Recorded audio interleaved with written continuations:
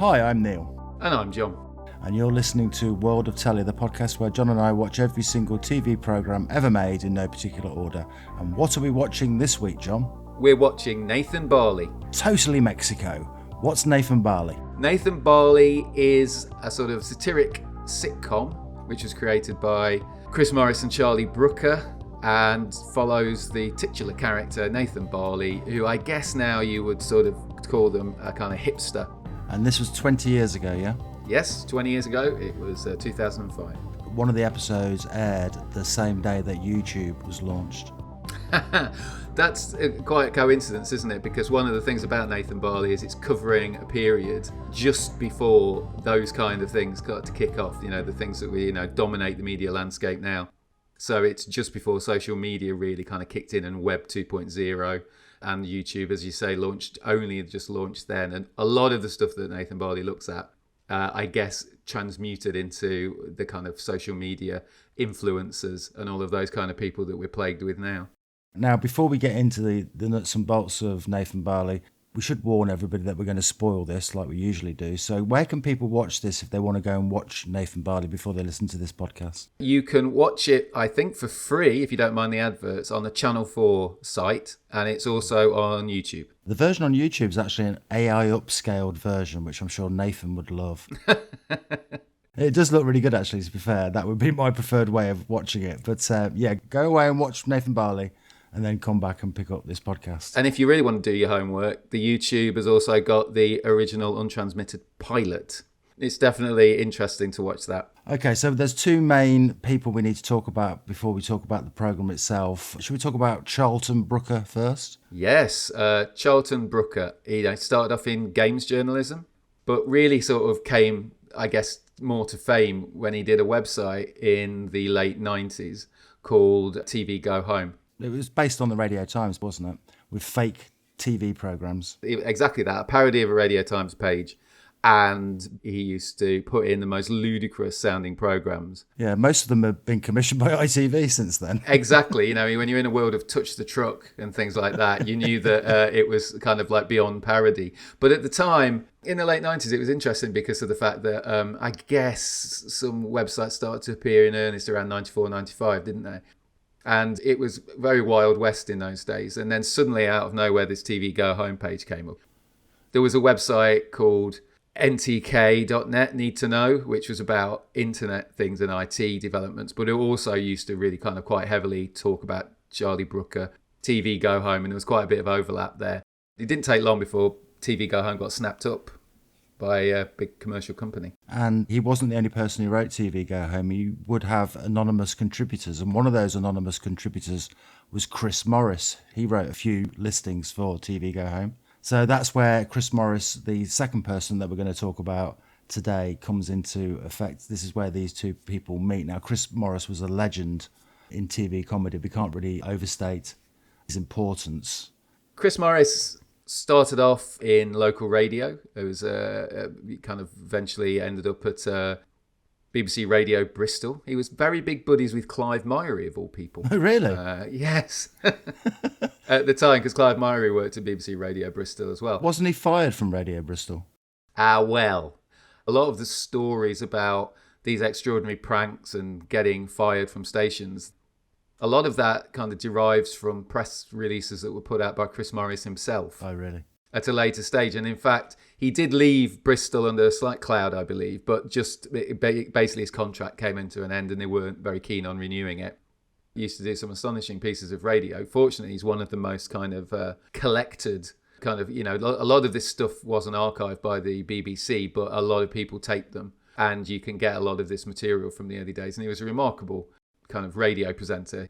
And I remember him back in the day because at the same time he was still at Bristol, he got a job at the weekends on the much missed GLR, Greater London Radio. That was a great radio station for a few years. It really was. You had Danny Baker, you had very early Chris Evans before he became the monster, and you had Chris Morris as well. And it was quite something. It really was.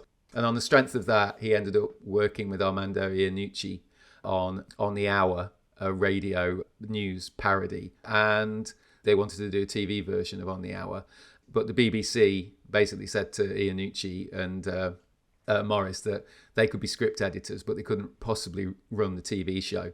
Iannucci left the BBC at that point, and they went to Talkback, I think it was, to do that. And then the BBC showed The Day Today, which is, of course, a legendary, brilliant show, which really launched Morris as the face of the show, a sort of demented Paxman presenting this crazy news programme. Headlines tonight: fist-headed man destroys church, car drives past window in town, and Leicester man wins right to eat sister. Now fact me till I fart. And then, because he was a very restless kind of guy, he came up with the idea for what later became Brass Eye. I think it was called Talk TV, Torque TV initially. But the BBC didn't want it. They didn't think they could place it. It wasn't necessarily that they hated the pilot. They just didn't think they could place it. So it ended up on Channel 4, and then all hell broke loose twice. There's some very famous stories about what happened with Chris Morris and Brass Eye. Should we talk about the Michael Gray story? Basically, there was a lot of trouble about Brass Eye because obviously one of the big components of Brass Eye was hoaxing celebrities into talking earnestly about ludicrous cake, the made-up drug. So if someone offers you cake, they might call it Looney Toad Quack, Russell Dust, Chronic Basildon Donuts, Joss Eklund's Spunky Backpack, Bromicide, Ponce on the Heath, Cool Thwacks and Charlie. Channel 4 basically got really cold feet just before it was originally due to be shown. Michael Gray started to take an interest only at this point. He got very nervous about it. Normally, you had to get permission from people to use the interviews and then explain that it was a comedy show. But they were doing it on a public interest basis, and it was really narrowly defined legally. So they got cold feet about it, but then Grade was persuaded to put it back on. But then they decided that they wanted Morris in episode 6 to cut out a bit about a Peter Sutcliffe Yorkshire Ripper musical. On day release from Broadmoor Prison, Sutcliffe has been rehearsing intensively for 3 months. The role includes singing police chases. You'll never get me in the slammer. In the end, after digging his heels in, Morris agreed to cut it out. The story was that Morris went and edited it out because he always used to leave it quite close to the wire, so people didn't have a lot of time to legal it and check it. But they thought they'd discovered his trick, which was he'd left a black screen for the length of the sketch. And they thought, oh, he was trying to trick us with that. We're not going to have a black screen. And then basically cut that out. And then they showed it. And then to the horror the next day, somebody on the internet, probably someone on the one of the comedy forums, discovered that he'd put in a flash frame saying Grade is a At this point, all hell really did break loose. And the upshot of it was basically that there was a lot of Morris will never work for this company again. Though he did only a few years later. With the same show. With the same show, even more controversially. It was... I don't think for some reason the people who worked with Morris, he could infuriate them in his kind of lawlessness. But on the other hand, they found him quite easy to forgive and go back to working with him just because he really pushed it. And then, of course, we might as well mention now there were other things. But when Brass Eye came back, it came back as a Brass Eye special, which was about paedophilia and media representations of paedophilia, and for a while was the most complained about programme on television. Did we know it was about paedophilia before it aired? Because my memory of it is being shocked that it was about that subject when it started. They tried to keep it under wraps, and one weird bit, and I don't think my memory is cheating me, but there was quite prominent comedy forum who were fans of Morris. Is it Cooked and Bombs? It was probably, I can't quite remember, I think it was, but they came out with a big fake trail saying it was actually about the internet, and it was about crazy fans on the internet, and tried to lay a sort of false trail. And I think they got quite a bit of flack for it afterwards. It was very odd. But I think it was only a couple of days beforehand that the news broke, because I think, again, Morris didn't want anybody to intervene from broadcasting. So he was trying to cover his tracks. I'm pretty sure I didn't know because I watched it with my mum, and there's no way I would have sat there with my mum and watched this. Oh, my God. And we had a massive argument, a huge row where she tried to get me to justify how on earth paedophilia is amusing. And so it was one of those horrible conversations. So I sort of have Vietnam-style flashbacks when I think about that Brass Eye special. A paedophile was attacked in his car this evening, but I have to say, if your surname was Farr, would you call your son Peter? No. And look, if a child does take your fancy, please remember, leave it a couple of years. I did. Good night. The thing about Brass Eye Special was it was not just divisive, with people you'd expect to hate Chris Morris stuff. It was divisive with Chris Morris fans as well. But it just sent him into the stratosphere as being one of the most kind of supposedly reviled man in broadcasting. So it was a very controversial figure. He went back to radio in a really extraordinary program called Blue Jam, which was a sort of woozy melange of tripped out sketches with some incredible music. Brian Eno, Aphex Twin. Just, everything on the Warp label was thrown, or Tekka, all of these kind of things. My memory of Blue Jam is kind of mixed because I really, really like Blue Jam, but it was, in those days, you listen, kids, if there are any kids listening, it was on at like 1 in the morning or sometimes possibly even 2 in the morning on Radio 1. And so you had to sort of stay up to record it, but because it was an hour long, you had to flip your tape halfway through.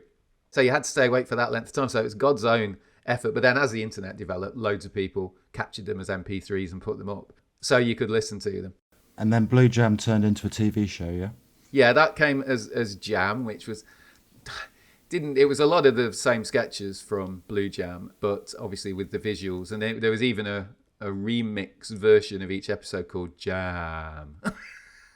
I think they used to mime to the actual original radio recordings, the actors. Did they? I didn't know that. Oh, yeah, wow, yeah. okay. That's, which makes it even more kind of strange. Once I went on holiday to Mallorca for 2 weeks and I just lay on the beach in the scorching sun listening back to back Blue Jam. It puts you into a very weird state. And actually some of the ways Morris uses music do kind of crop up in Nathan Barley. And he got into trouble again because he had a Archbishop of Canterbury cut up speech that was about Diana, and it wasn't all that long after Diana, and they faded out that episode and brought up a repeat of an earlier episode. So yes, let's just say a famously controversial presenter performer. And just going back a little bit, the Brass Eye Special, the paedophile special, Charlie Brooker contributed to that, and I think this is where they begin working together on the programme we're talking about today, which is of course Nathan Barley.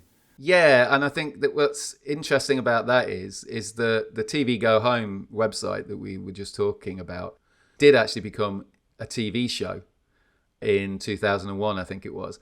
We should say, actually, of course, that in the Radio Times, the TV Go Home parody of the Radio Times, the programme that featured Nathan Barley was called and there was lots of just kind of really vituperative stuff about this awful person, Nathan Barley. In the TV version of TV Go Home, it conspicuously didn't have any sketches about Nathan Barley in it. And so really it was obviously being worked on as early as that. He's mentioned in passing in episode 6. Oh, is he? Right. Later tonight, at 9, trouble for Kim Basinger in Sackful of Pigs. And now on TV Go Home, a sequence of short films from Clerkenwell filmmaker Nathan Barley. Problem with the TV show is that while these jokes work well as like a paragraph of text, they don't really work so well as a 5-minute sketch, and the sketches are quite long. They are long, and I haven't been able to have the time to watch all of them, but they really do stretch out, don't they? It's not great, but I suppose it was the first foray into sketch shows. I think the things that work the best are the continuity announcements, which are literally just like 1-sentence jokes, really, which is very similar to the listings. I mean, Catherine Tate's in it. That's an interesting thing to note about it. One of her first TV appearances. In which shit film did Nicolas Cage... Con Air. No, I'm afraid the correct answer was, of course, Gone in 60 Seconds, although I would also have accepted Family Man, It Could Happen to You, Zanderley, 8mm, Captain Corelli's Mandolin, Moonstruck... Nathan Barley was in development for a very long time, wasn't it? Yeah, I think they were started in sort of early 2000s, and they shot the pilot in 2003. And then they filmed the series in 2004, and it was shown in early 2005. I saw an interview with Charlie Brooker recently where he said that when he wrote Nathan Barley, he'd never once been to Shoreditch or Hoxton or any of these places that you would associate Nathan Barley with now. And it was mainly just the sort of people he would like pass on the streets, hanging around outside pubs on his way to work. Because I think one of the criticisms that we're going to probably get into with this programme is it's quite narrow in its focus, isn't it? He used to live in Westbourne Grove, didn't he? I think that's what he was sort of more... It was more about, I think, people who were rich or had rich parents and things like that. Mm-hmm. I mean, in the time since the original had appeared in TV Go Home, there'd been a .com kind of bust, hadn't it? And there was other people doing parodies of these kind of hipster, and there was a guy called Neil Borman who did a fanzine called Shoreditch Twat, and he was wheeled out to say that Nathan Barley was woefully out of date. I think the criticism isn't, it's not, there's something in it, but on the other hand, if you think about what's happened since Nathan Barley was on, it's less dated than you'd imagine in the types that are featured in it. They're more recognisable archetypes now. But back then, unless you moved in those particular circles where you would bump into those delusional, pathetic media types with the inflated egos chasing all those trends, I don't think you would probably recognise the target. And I think the other thing that surprised Chris Morris fans in particular is that Nathan Barley is, at its heart, a traditional sitcom. It really does lean into traditional sitcom tropes. It absolutely does, yeah. I mean, it's got a lot of similarities to The Office. Yes. And apparently Chris Morris was a big fan of The Office, so maybe that's not unexpected. Stephen Merchant from The Office is credited as script consultant on Nathan Barley. So there's definitely some connection there. Yeah.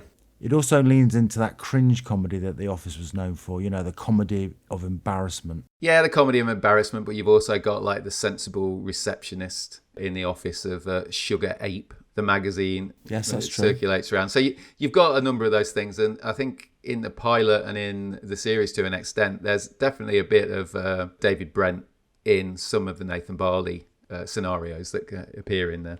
And the way it's shot as well, it's not shot as a documentary, but it has a documentary feel to it, doesn't it? Yeah, it's very recognisable, and maybe that, as you say, that was something that wasn't necessarily expected of Chris Morris. Should we talk about some of the people that appear in this programme? I think we should start with Nicholas Burns, who plays the eponymous Nathan Barley. Now, he was an unknown actor at the time. I think he'd appeared in things like The Bill and A Touch of Frost, but this was his first breakout role.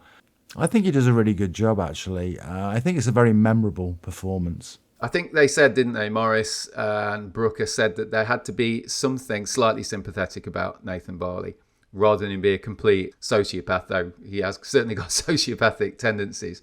And I think he captures that quite well. It's just there's times, there's a particular episode where he's trying to charm one of the characters in it, Claire. And he's actually quite nice, quite generous. He's obviously loaded, so he gives away lots of money and things like that. But then on the other hand, he's got a terribly cruel side, which when he does terrible things to people, like particularly Pingu, played by Ben Whishaw. Whatever happened to him? Yeah, whatever happened to him? He's showed such promise.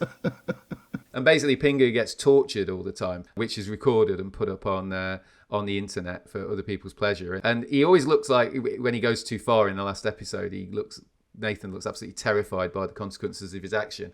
So yeah, I think he's good. I think he is good. So, what does Claire Ashcroft do? I'm a filmmaker. So am I. What kind of shit? Documentaries. Not bad. What music do you cut to? Well, I'm sort of more looking at the story. Yeah, stories are often part of it. What edit gear you got? Can't afford any. You can use mine. HQ's just round the corner.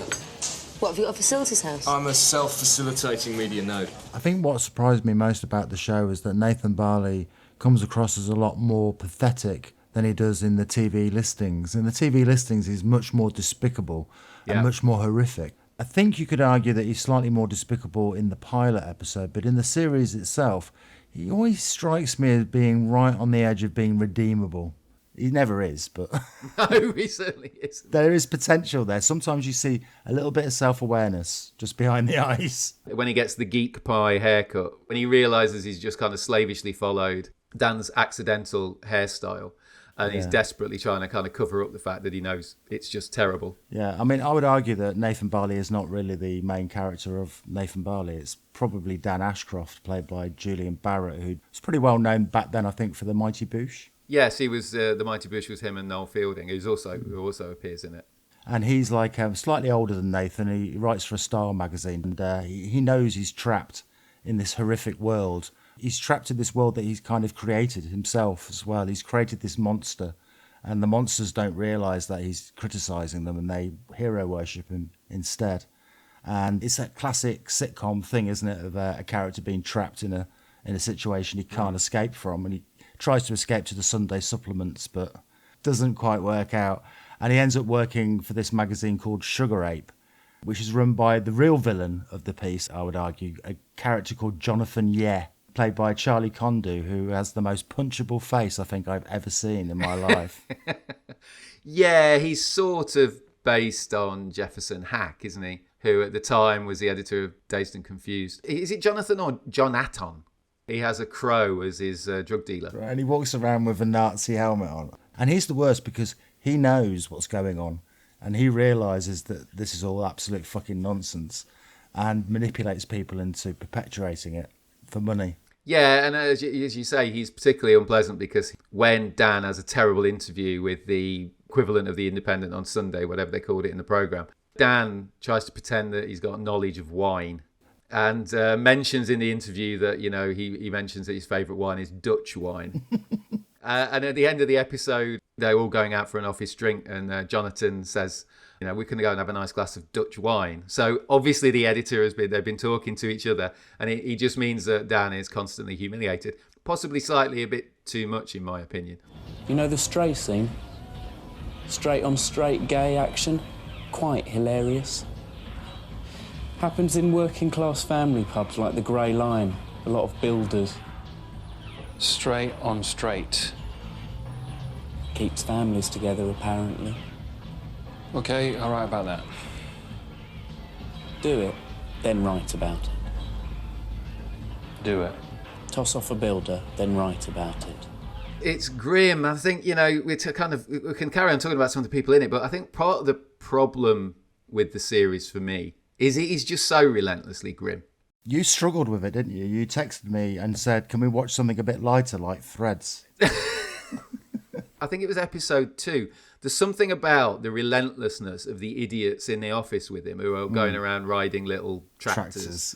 And wearing ludicrously small little policeman's helmets and things like that. And they're just always making a terrible amount of noise. And there's always this terrible music. And the music is brilliantly done. There's like a preponderance of ELO being thrown in at different moments, which sort of adds to the sort of like delirium of it.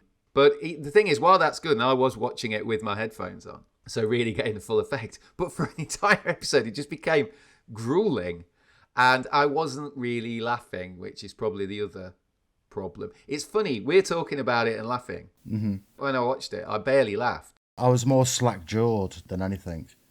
I was shocked by what I was watching. There's a couple of scenes in particular that we'll probably get to. But before we get there, let's talk about some of the members of the cast. Yeah. Some people you'll recognise. There's Rhys Thomas, who went on to do Brian Pern. He's very good in it. He's Toby, Nathan's flatmate. There's cameos from Benedict Cumberbatch, one of his first performances, and he's an accountant who works for this sort of media mogul, sort of like a Dave Stewart type character, isn't he? Yeah, what's he called? Douglas Rocket. Kevin Eldon turns up in a very memorable scene, which we may talk about in a moment. Matthew Horn, before Gavin and Stacey. Julia Davis turns up. Stephen Mangan turns up. What was it about Stephen Mangan? He's in it for like about 15 seconds in a really horrific looking bit of pornography. It's like bend over, isn't it? He's like grimacing horribly as he's on his vinegar stroke, basically. It's absolutely horrific. But then, of course, when he was in Our Melon Partridge, he's cast as Dan. They're sex people. What was it about Mangan? They're sex people, Lynn. There's also Richard Ayoade, who would have been known for Garth Marenghi's Dark Place at the time. And he's probably the most irritating idiot of all that works for the magazine where Dan works. And he actually has my favourite line of dialogue from the whole series, which is... It's good because it looks like it's good because it's rude. And it's interesting, I suppose, isn't it? It's because it's like the next generation of comedians and comedy actors who are largely cast as the idiots. Yeah. I think I read an interview with Noel Fielding where he was a little bit upset that he thought they were making a programme taking the piss out of him specifically. So they were almost the targets. We should mention as well that the Noel Fielding character is a DJ who insists on playing mind-bendingly loud, discordant music at like 4 a.m. in the flat, and that started to get to me as well. It was just a bit grueling, but maybe I was just having an off day. This one's really working. Best bit's in about an hour and a half.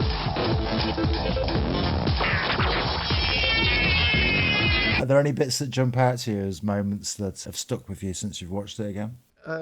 Well, I think the whole of episode 5. Yeah.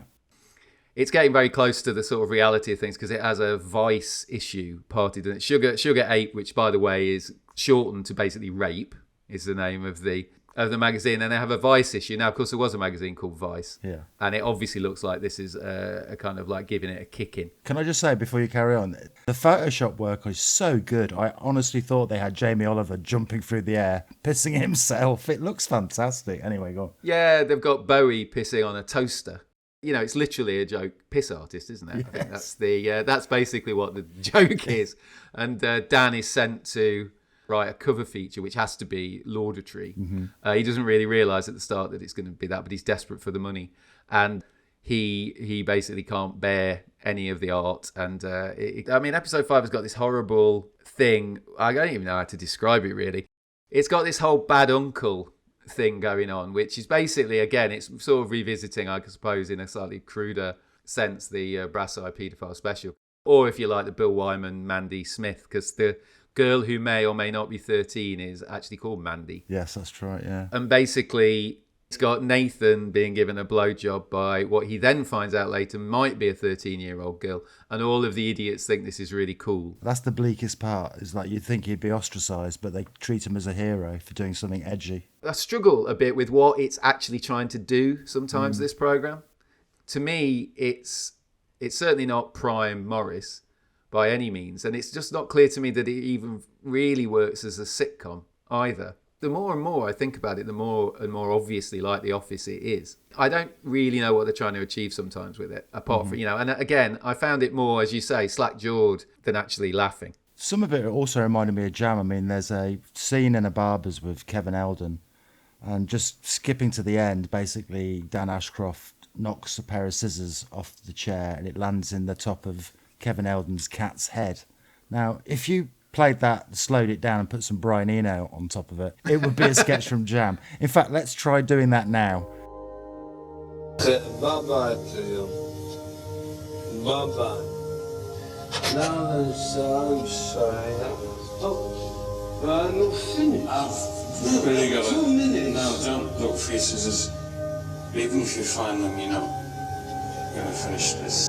I was shocked by some of the language as well. There's no way this would get transmitted today. I mean, Nathan uses the N-word liberally, doesn't he? Yeah, you know what they're getting at using that, but it's also now it just wouldn't be done. I mean, to be fair, the scene with Kevin Eldon, the bit that really actually made me laugh was when Dan Ashcroft walks in and Kevin Eldon looks at his cat and just says to Dan, "This is Elizabeth." And Dan Ashcroft goes, "Morning, Elizabeth." For some reason, that just really made me laugh. I love the bit when he walks out because he leaves before Kevin Eldon can discover that there's a pair of scissors in the cat's head, and he's walking down the street and you can just hear Kevin Eldon wailing in the background, and the look on Julian Barrett's face is that, the horror that he's just committed. It's brilliant. It's very bleak. It's very dark, I think. I find it unsatisfying. I think that's the thing. It was really interesting to see it again, albeit grueling. Because I watched it as it went out and then didn't go anywhere near it. So I haven't got the DVD, which is quite unusual. I've got virtually everything else by Morris, I think. I suppose the bleakest thing is at the end where Dan, it almost appears like he's dying and they're all around his bed. And Nathan offers Claire, his sister, some money to edit his film and she willingly agrees. And if that's not the bleakest ending ever, I don't know what is. Yeah, and Nathan gets the very ill Dan to sign a release form to use the prank video that he's inadvertently been recorded doing when he nearly kills himself, basically. And Dan signs it because he's so drugged up that he doesn't really have any choice. Another funny bit was when you just see a scene where Dan's smoking 2 cigarettes simultaneously, which I thought was very funny. Do you think it's more pertinent now? I think, as you say, the kind of characters that are involved in it are very much more recognisable now because of things like YouTube and influencers. They were not recognisable types to anything other than, maybe a few people living in London. Whereas now everybody knows them because they're on everything, aren't they? Nathan Barley would have his own YouTube channel. He'd have his own Twitch stream. He'd be very big on Twitter. Then he'd get banned from Twitter. Then he'd come back on X. And yeah, the idiots have won.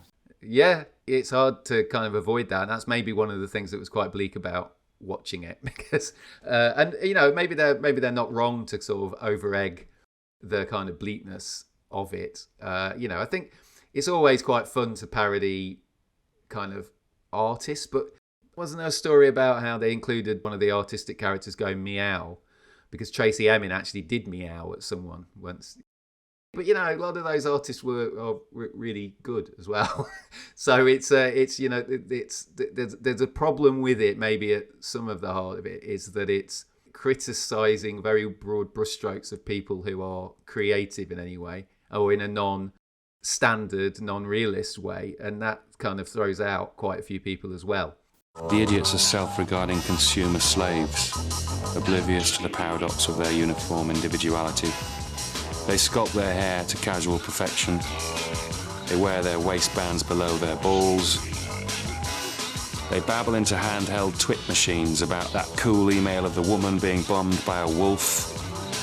Their cool friend made it. He's an idiot too. So what was the reaction to Nathan Barley when it went out? Was it successful? No, it was horribly unsuccessful.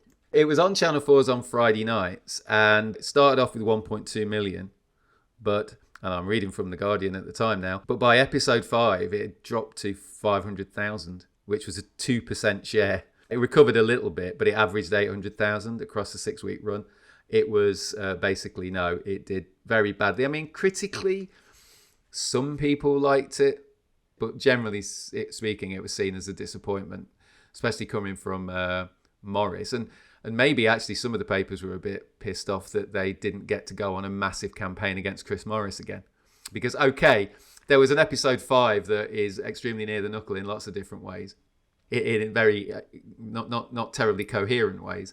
But it's on Channel 4 on a Friday night. It went completely under the radar, and they couldn't even make anything out of that. So maybe there was a bit of disappointment that they couldn't have another Brass Eye special to sell lots of newspapers on. There was talk of a second series, wasn't there? It was going to be sort of set in a different milieu. I think Dan was going to be out in a country, a retreat, writing a novel.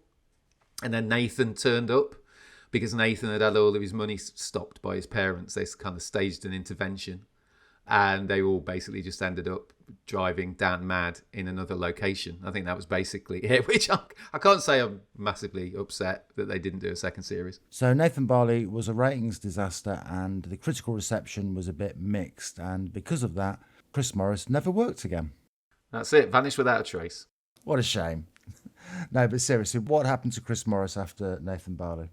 I mean, the main thing that Chris Morris did after Nathan Barley was turned to directing. He obviously had a cherished project which got, I don't know whether you'd say it got universal critical acclaim, but it was very well regarded, which was Four Lions, about a group of Islamic terrorists, which is, rich source for comedy. He also directed a few episodes of Armando Iannucci's very successful sitcom Veep. And he did a bit of acting as well. He was in the It Crowd as a regular character. Yes, he was. He memorably jumped out of a window in that when his various financial crimes were brought to book. He was very arresting in that really excellent performance, but went on to be ably replaced by Matt Berry playing his son. Father! I think the last thing that Chris Morris released was that film The Day Shall Come. Do you remember that? I do remember it coming out, and I saw Chris Morris talking about it on Channel 4 News, but I must admit I didn't get around to seeing it. Yeah, it's okay. It's not very memorable. It hasn't got that same kind of edge that Four Lines has. You have instructions to bring havoc to this bullshit, consumerist, godless, packy bashing, Gordon Ramsay, taste the different, specialty cheddar, torture endorsing, massacre sponsoring. Look at me dancing, pissed with me knob out, Sky One uncovered. Who gives a fuck about dead Afghanis Disneyland? Mashallah, brother Omar. Mashallah. Fuck many baby bells. We haven't heard much from Chris Morris recently, have we? No, I mean, he cropped up unexpectedly to me when he was sort of interviewing Stuart Lee at the start of various episodes of Stuart Lee's comedy vehicle. He was a script editor for that, wasn't he, as well? Yeah, he was script editor for that, and I think that was before the film came out. The second film came out in 2019. But no, it's interesting with Morris. I think I saw an interview with him. It might have even been the Channel 4 News one, where he was talking about how he had no interest in being a court jester and being a satirist, that everybody just thought, isn't he dangerous, but nothing ever changes, and therefore he doesn't want to pursue that. But he does seem to have narrowed and narrowed and narrowed to the point almost where just nothing seems to be happening. You just have to hope something's brewing. Is it the fact that the world's beyond satire? Is it that the reality's caught up with the absurdity of Chris Morris's imagination? Yeah, I think you're right. I just reminded me, actually, one of his pet projects that he always wanted to do was about the Iranian Revolution in the 50s, when the CIA effectively brought down the Iranian government. Something historical like that might be the best way of parodying, or at least casting comment on what's going on at the moment. Pull your finger out, Chris. Yeah, work shy fop. And what about Charlton Brooker? What happened to him? Oh, well, you can't move for Charlie Brooker, can you? Or at least you couldn't, that's for sure. He developed a number of different comedy series. He did a series called How TV Ruined Your Life, which we talked about in the Killer Net podcast. He did Weekly Wipe, all sorts of variations upon that, where it was just a sideways view at recent television and the news, which led to spin-offs like Philomena Kunk. But of course, the main thing that he did was Black Mirror. Yeah, that's been running for many years now. Yeah, started off on Channel 4 and then ended up on Netflix. I must confess, I've completely lost track. Oh, they're really good. They're consistently good. Usually those kind of series, they run out of steam after a certain amount of time. I think even now, years later, that he's still coming up with the goods. I think they're really, really good. I'll have to check them out. We haven't mentioned Doctor Who on this podcast yet, which it doesn't feel right. So I'm just going to throw it in. Why hasn't Charlie Brooker written for Doctor Who? He would be perfect. It was talked about, wasn't it? I imagine one of the reasons now is it'd be too expensive. If you think about it, I mean, it's kind of much in demand. You could do it for love, John. You could do it for the love of the show. He's definitely mentioned it a few times. It came up when I think he was still TV reviewer of The Guardian when the new series came back. And it was mentioned numerous times that he's a fan of the show. Okay, John, before we go, can you recommend Nathan Barley to our listeners? It's one of those deadly phrases. I think it's interesting for the kind of like historic context. I think now, as we've said before, it was narrowly focused, but a lot of the people that it's parodying now are much more in evidence globally. And so therefore it's kind of become almost more topical and more wide-ranging than it was before. So it's interesting for that. But if you're expecting a barrel of laughs, like the best, I think, Chris Morris and Charlie Brooker comedy has, then you don't get it from Nathan Barley. I think I enjoyed it a lot more than you did. It's so dark, and I really like the darkness. I'd like Nathan Barley to come back, even if it was just as a one-off special, just so we can see where these characters ended up. I want to know what podcast Nathan Barley's making. He'd be a right-wing grifter, wouldn't he? You'd think so, wouldn't you? Are we self-facilitating media nodes, John? Well, I am. Welcome to the age of stupidity. Hail the rise of the idiots. Jan Ashcroft! Rise of the idiots. Awesome fucking opinions, dude. Yeah, well plastic. Yeah. Later. Keep it foolish. So that's Nathan Barley crossed off our list. We must be near the end now, surely. I think John. we are, yeah. Oh no, I've just found another part of the list. It goes on forever. One thing I do want to point out is because people have asked us to do like EastEnders and The One Show, is that the one rule that we do have, if you are making suggestions, is that we're only covering shows that have finished. So if there's any ongoing series, we can't do them. So if you want us to do Coronation Street, you're going to have to hope it's cancelled. Yeah, that's the only way. You're going to have to campaign for it to be cancelled before we can possibly go anywhere near it. Crossroads, of course, is another matter. I mean, it's a shame I've been doing so much research on The One Show. It's going to go to waste. But our MasterChef episode is definitely going ahead. Yes. That's news just breaking. But of course we can do Flog It, can't we? Oh, is that finished, is it? Yeah, it just feels like it hasn't, because it's on to its like 12th repeat run on BBC Two at 5 o'clock. So Flog It is imminent. Okay, so if you want to hear us talk about Flog It, make sure you like and subscribe to this podcast. And until next time, when we go plundering the TV archives again, I've been Neil. And I've been John. And you've been listening to The World of Telly.